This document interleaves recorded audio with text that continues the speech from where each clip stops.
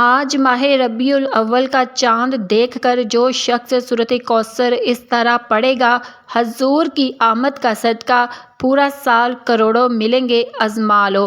بسم اللہ الرحمن الرحیم۔ ناظرین، آج ماہ ربیع الاول کا چاند دیکھ کر پڑھنے والا سورہ کوثر کا یہ ایک وظیفہ آپ کے حوالے کرنے لگی ہوں، جسے پڑھ کر رزق، دولت، شہرت، جو کچھ بھی مانگو گے اللہ پاک غیبی خزانوں سے عطا فرمائے گا۔ آج یہ وظیفہ صرف وہی پڑھے گا جسے اللہ کی طرف سے توفیق ہوگی، جسے اللہ پاک دولت، عزت، شہرت سے نوازنا چاہتا ہے۔ جو شخص بھی آج اس وظیفے کو بتائے گئے طریقے اور ترتیب سے پڑھ لیتا ہے، اللہ پاک پورے سال کے دن پھیر دیتا ہے۔ جب بھی کوئی مشکل پیش آئے، پیسوں کی ارجنٹ ضرورت پڑ جائے یا کسی بھی چیز کی حاجت ہو تو اللہ سے اس عمل سے رجوع کرنا سب سے بہترین ہے۔ صرف اللہ کی ذات پر یقین رکھنے سے انسان کا دل مضبوط ہوتا ہے، کیونکہ وہ جانتا ہے کہ اللہ ہر شے پر قادر ہے، ہر چیز کا مالک ہے، ہر شے کا پالنے والا ہے، سب کچھ اس کے قبضے قدرت میں ہے۔ اللہ اتنا بے نیاز ہے کہ جب وہ دینے پر آتا ہے نہ ہی شکلیں دیکھتا ہے نہ ہی اعمال دیکھتا ہے، بس چھپڑ پھاڑ کر عطا فرما دیتا ہے۔ اگر آپ رزق چاہتے ہیں رزق مانگ لیں، دولت چاہتے ہیں دولت مانگ لیں۔ آج جس چیز کی بھی نیت کر کے بیٹھو گے، مصلی چھوڑنے سے پہلے ہر حاجت پوری ہو جائے گی۔ یہ رزق اور دولت کا اتنا خاص وظیفہ ہے کہ اللہ کی ذات تمام محتاجیاں ختم فرما دیتی ہے۔ جب بندہ دنیا کی محتاجی سے نکل کر اللہ کی محتاج ہو جاتا ہے، اللہ کی پناہ میں چلا جاتا ہے، تو پھر دنیا کی کون سی طاقت ہے جو آپ سے آپ کی کامیابی کو چھین سکتی ہے؟ پھر کون ہے جو آپ کو کامیاب ہونے سے روک سکتا ہے؟ کیونکہ اللہ کے سوا کوئی عبادت کے لائق نہیں اور دینے والا بھی نہیں۔ بے شک ہر بندہ اللہ کا ہی غلام ہے، ہر بندے کو نوازنے والا بھی تو وہی ہے۔ تو پھر کیوں نہ آج اللہ پاک سے نبی پاک صلی اللہ علیہ وآلہ وسلم کے وسیلہ جلیلہ سے مانگا جائے، اہل بیت کے وسیلہ سے مانگا جائے، اللہ پاک کے پیارے حبیب صلی اللہ علیہ وآلہ وسلم جن کی وجہ سے ہی اللہ پاک نے پوری دنیا بنائی۔ اگر آپ نبی پاک کا وسیلہ پیش کریں گے تو لازمی آپ کی ہر دعا قبول ہوگی، ہر حاجت پوری ہوگی، بیڑے پار لگ جائیں گے، آپ کے مقدر میں ہر چیز لکھ دی جائے گی۔ آج ایک ایسا خاص وظیفہ آپ کی خدمت میں لے کر حاضر ہوئی ہوں۔ آج آپ یہ وظیفہ پڑھ کر اللہ کو راضی کر سکتے ہیں اور جو چاہے اللہ سے مانگ سکتے ہیں۔ یاد رکھیے گا، یہ وقت بار بار نہیں آئے گا۔ آج اللہ پاک سے مانگنے کا وقت ہے، آج اللہ پاک سے اپنی حاجات کو پورا کروانے کا وقت ہے، آج اپنی پسند کے فیصلے کروانے کا وقت ہے۔ سفر کے مہینہ بڑی تیزی سے گزر گیا۔ اگر آپ اس مہینے میں اللہ پاک کو راضی نہ کر سکے، اپنی حاجات پوری نہ کروا سکی، تو آج ماہ ربیع الاول کا چاند دیکھ کر آپ نے یہ وظیفہ بتائے گئے طریقے اور ترتیب سے لازمی پڑھ لینا ہے۔ آج اگر آپ نے اس وظیفے کو پڑھ لیا تو پھر اگلا پورا سال اللہ رب العالمین رزق اور دولت سے مالا مال فرمائے گا۔ آپ جس چیز کی خواہش کریں گے اللہ پاک آپ کی قسمت میں لکھ دے گا۔ پورا سال پچھتانے سے بہتر ہے کہ آج یہ وظیفہ پڑھ کر اللہ رب العالمین سے مانگ لیا جائے۔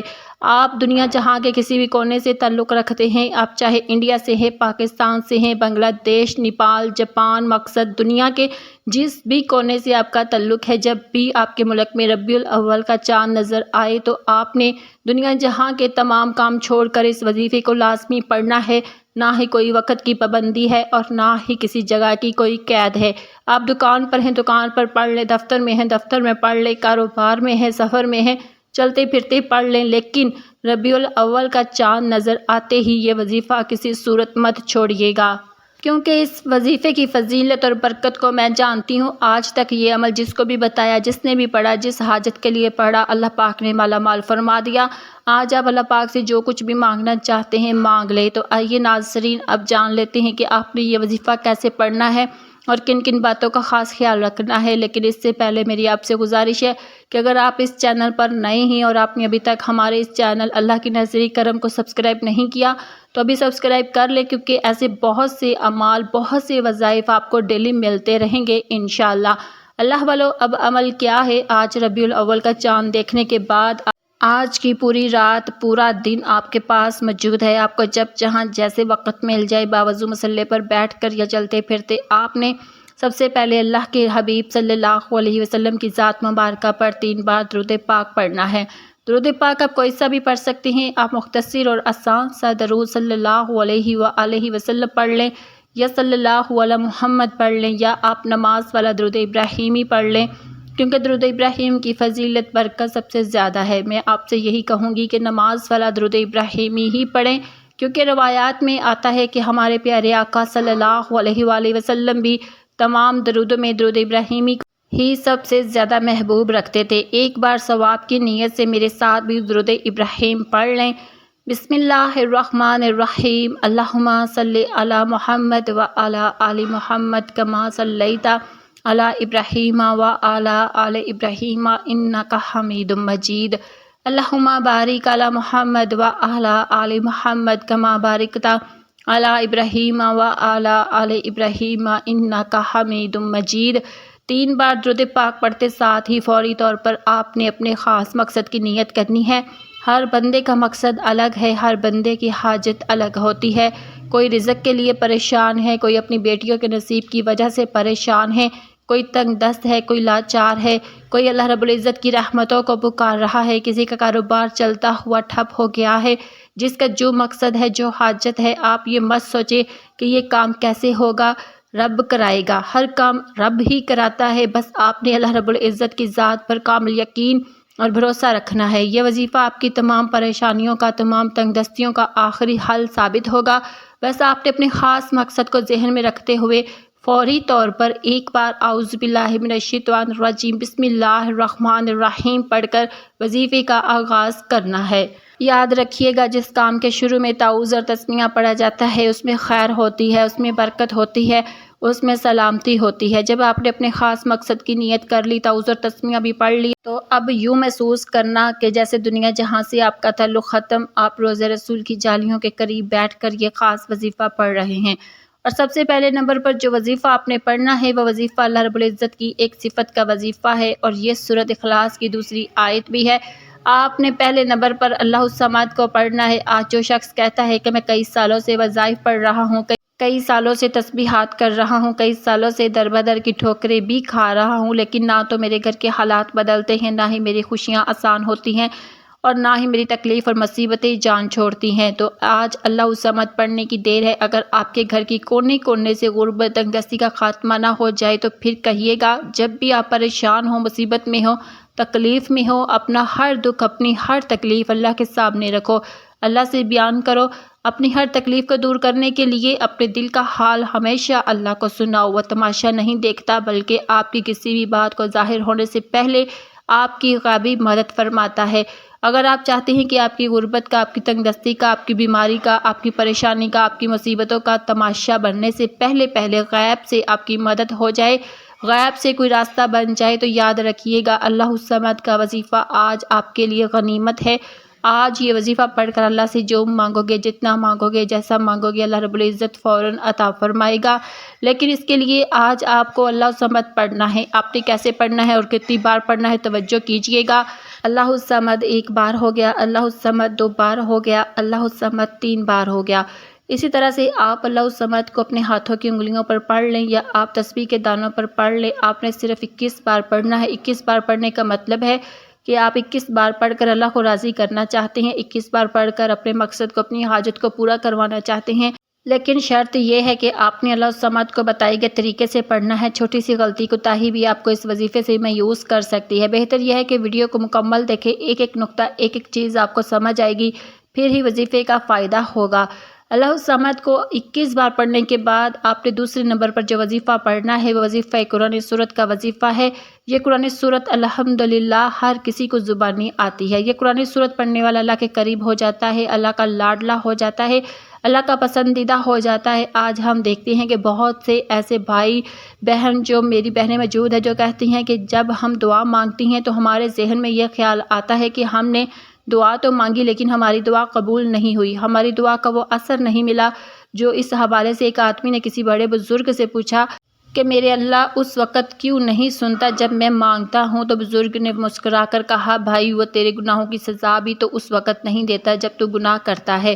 ناظرین، کتنی پیاری بات ہے، اور جو لوگ مشکل وقت آنے پر بے صبرے ہو جاتے ہیں، جلد بازی کا مظاہرہ کرتے ہیں، وہ اس بات کو یاد رکھیں کہ جب ہم سے گناہ ہو جاتی ہیں تو میرے اللہ ہمیں فوراً اس کی سزا نہیں دیتا، اس لیے جب بھی دعا مانگے، جب بھی کوئی وظیفہ پڑھے، اللہ سے صبر کے ساتھ مانگے۔ اللہ آپ کی دعا کو کبھی بھی رد نہیں کرتا، وہ آپ کی دعا کو قبول بھی کرتا ہے، آپ کو خزانوں کا مالک بھی بناتا ہے، لیکن آپ کے حق میں جو بہتر ہوتا ہے پہلے وہ فیصلہ فرماتا ہے۔ جب کوئی بندہ سورہ کوثر پڑھتا ہے، اللہ کا ذکر کرتا ہے، اللہ کا لاڈلا ہو جاتا ہے، اللہ اپنی وحدانیت کے طفیل رزق سے، دولت سے مالا مال کر دیتا ہے۔ آج سورۃ کوثر کا یہ وظیفہ آپ کی تقدیر کو بدل کر رکھ دیتا ہے، نصیب کے بند تالے کھول کر رکھ دیتا ہے۔ ایسا معجزہ ہوگا کہ آپ اپنی کھلی آنکھوں سے دیکھ لیں گے کہ آج کس طرح سے اللہ رب العزت نے آپ کے گھر کو خوشحال کر دیا۔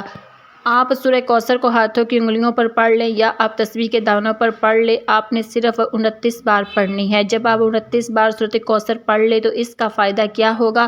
بتانے کا مقصد یہ ہوتا ہے کہ ایک تو یہ مستند اور خاص عمل ہے، جس طرح بتایا جائے ویسے ہی پڑھنا ہے، اس میں کوئی رد و بدل کرنے کی اجازت نہیں، اور دوسرا چھوٹے وظیفوں سے فائدہ یہ ہوتا ہے کہ آپ تھوڑا پڑھیں لیکن اچھے طریقے سے پڑھیں، یقین کامل سے پڑھیں۔ بعض اوقات بڑے بڑے وظیفوں سے انسان کا دھیان ہٹ جاتا ہے، اسے سمجھ نہیں آتی کہ اس کی توجہ بھی کھو جاتی ہے، اس لیے تھوڑا وظیفہ پڑھیں لیکن رب سے اتنا مانگے کہ رب کی ذات آپ کو خزانوں کا مالک بنا دے، آپ کے گھر کے حالات کو بدل دے، آپ کی بے سکونی بے برکتی کا خاتمہ ہو جائے۔ اصل مقصد اللہ کو راضی کرنا ہے۔ آپ نے سورۃ کوثر کو کس طرح پڑھنا ہے اور کتنی بار پڑھنا ہے آپ کو میں نے بتا دیا۔ اب آپ نے تیسرے نمبر پر کون سا وظیفہ پڑھنا ہے؟ اب آپ نے تیسرے نمبر پر جو وظیفہ پڑھنا ہے، وظیفہ اللہ رب العزت کی 2 ناموں کا وظیفہ ہے۔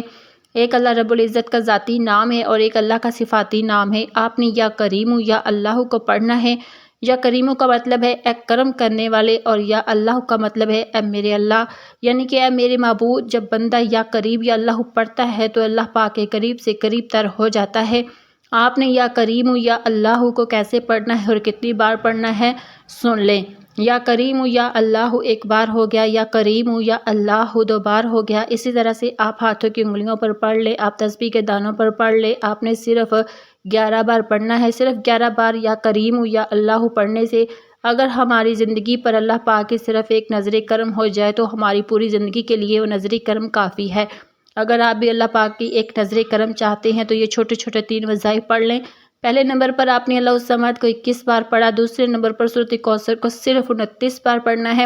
کتنا وقت لگ جائے گا اس کے بعد پھر یا کریم یا اللہ کو 11 بار پڑھنا ہے۔ یہ اتنے چھوٹے چھوٹے وظیفے ہیں کہ آپ کے بمشکل 2 سے 3 منٹ لگیں گے اور آپ یہ وظیفہ مکمل کر لیں گے۔ اور جب آپ یہ تینوں اعمال بتائے گئے طریقے اور ترتیب سے پڑھ لیں تو آخر میں پھر 3 بار درود پاک پڑھے جو آپ نے عمل کے شروع میں پڑھا تھا۔ اب آپ کا عمل مکمل ہو گیا۔ یہ وظیفہ مکمل ہوتے ساتھ ہی آپ نے دعا مانگنی ہے، اللہ پاک سے اپنے گناہوں کی بخشش مانگنی ہے، رو رو کر گڑ گڑا کر اللہ پاک سے توبہ استغفار کرنی ہے۔ انشاءاللہ اس وظیفے کی برکت سے آپ کے سارے کبیرہ صغیرہ گناہ معاف ہو جائیں گے۔ یاد رکھیے گا، دعا ایسا خوبصورت عمل ہے جس میں مانگنے والا اپنی پریشانی اور مشکلات اللہ تعالیٰ کے حوالے کر دیتا ہے اور اللہ تعالیٰ اس کے جواب میں اپنی رحمت اور فضل مانگنے والے کی جھولی میں ڈال دیتا ہے۔ دعا ہے کہ اللہ پاک آپ کو ہمیشہ خوش رکھے۔ دل سے دعا ہے کہ اللہ تعالیٰ آپ کو ایمان کامل، طویل عمر، خوشگوار، صحت مند، مطمئن، پرسکون زندگی، کشادہ ببرکت اور طیب رزق، حلال عزت، شہرت، سکون، قلب دین، دنیا اور آخرت میں عافیت عطا فرمائے، آمین۔ آپ کو ہزاروں خوشیاں دیکھنا نصیب ہو، اللہ آپ کو ذہنی قلبی سکون عطا فرمائے، اللہ پاک مسلمانوں کی مدد فرمائے، آمین یا رب العالمین۔